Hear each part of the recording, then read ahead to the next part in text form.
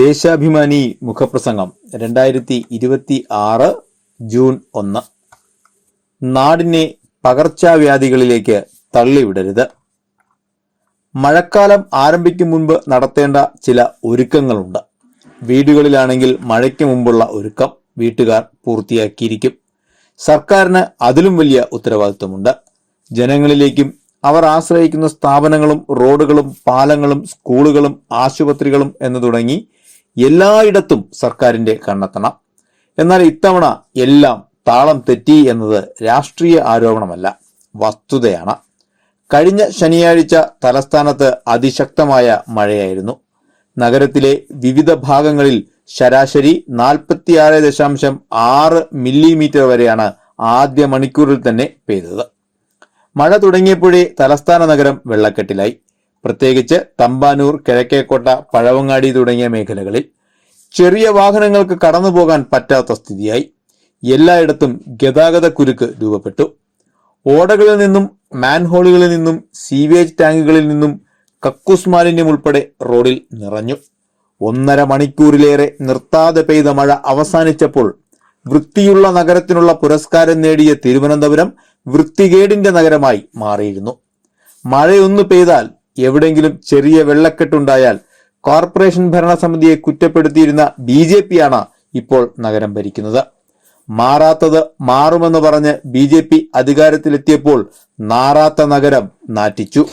സംസ്ഥാന സർക്കാരിനും ഉത്തരവാദിത്വമുണ്ട്. നഗരത്തിൽ നിന്ന് 2 മന്ത്രിമാരുണ്ടായിട്ടും അവരെന്ത് ചെയ്തെന്ന ചോദ്യമുയരണം. കാലവർഷം മെയ് 26 എത്തുമെന്നായിരുന്നു നേരത്തെയുള്ള അറിയിപ്പ്.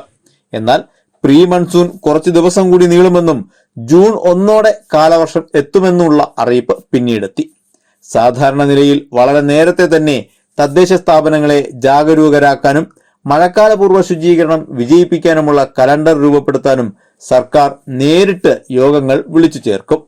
ശനിയാഴ്ച തലസ്ഥാനത്ത് ഇടിവെട്ടി മഴ പെയ്യുമ്പോഴായിരുന്നു മുഖ്യമന്ത്രിയുടെ നേതൃത്വത്തിൽ മഴക്കാലപൂർവ്വ പ്രവർത്തനം അവലോകനം ചെയ്യാനുള്ള യോഗം. മഴക്കാലത്തിനു മുമ്പ് ശുചീകരണം സമഗ്രമാക്കാനുള്ള മുഖ്യമന്ത്രിയുടെ ആഹ്വാനത്തോടെയാണ് യോഗം അവസാനിച്ചത്. മാർച്ച് 26 LDF സർക്കാർ മഴക്കാലപൂർവ്വ ശുചീകരണത്തിനുള്ള മാർഗരേഖയും സർക്കുലറും പുറപ്പെടുവിച്ചിരുന്നു. തെരഞ്ഞെടുപ്പായതോടെ ഉദ്യോഗസ്ഥരും തിരക്കിലായി. തദ്ദേശ ഭരണ സമിതികൾ താൽപര്യമെടുത്ത ഇടങ്ങളിൽ ശുചീകരണം നടന്നിട്ടുണ്ട്. എന്നാൽ കൊച്ചി, തിരുവനന്തപുരം, കൊല്ലം, തൃശൂർ പോലുള്ള വൻ നഗരങ്ങളിൽ സ്ഥിതി അത്ര സുഖമുള്ളതല്ല. അതിന്റെ ഉദാഹരണമായിരുന്നു ശനിയാഴ്ചത്തെ തിരുവനന്തപുരം കാഴ്ചകൾ. മെയ് 4 തിരഞ്ഞെടുപ്പ് ഫലം വന്നെങ്കിലും കോൺഗ്രസിലെ മുഖ്യമന്ത്രി തർക്കത്തിൽ പുതിയൊരു സർക്കാർ ഉണ്ടായത് 14 ദിവസം കഴിഞ്ഞാണ്.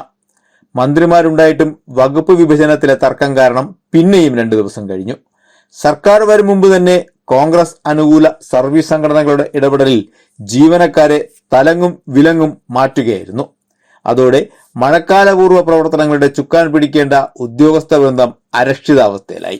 ഇത്തവണത്തെ മഴക്കാലപൂർവ്വ ശുചീകരണ പ്രവർത്തനങ്ങൾ ഇതോടെയാണ് താളം തെറ്റിയത്. അധികാര തർക്കത്തിനിടയിൽ നാട്ടിൽ അടിയന്തരമായി ചെയ്യേണ്ടവ മറന്നു. കാലാവസ്ഥാ വിഭാഗത്തിന്റെ ഇപ്പോഴത്തെ പ്രവചനമനുസരിച്ച് ജൂൺ 1 - 4 കാലവർഷം എത്തും. ഇനി എപ്പോഴാണ് ശുചീകരണം സാധ്യമാകുക? ശുചീകരണം സമ്പൂർണമായില്ലെങ്കിൽ പകർച്ചവ്യാധികൾ പൊട്ടിപ്പുറപ്പെടുകയാകും ഫലം. രോഗങ്ങൾ പടർന്നു പിടിച്ചാൽ തടഞ്ഞു നിർത്തുക പ്രയാസമാകും. അതിനാലാണ് മുന്നൊരുക്കത്തിലൂടെ അവയെ തടയാൻ ശ്രമിക്കുന്നത്. ഇവിടെയാണ് സർക്കാർ നിസ്സംഗത പുലർത്തിയത്.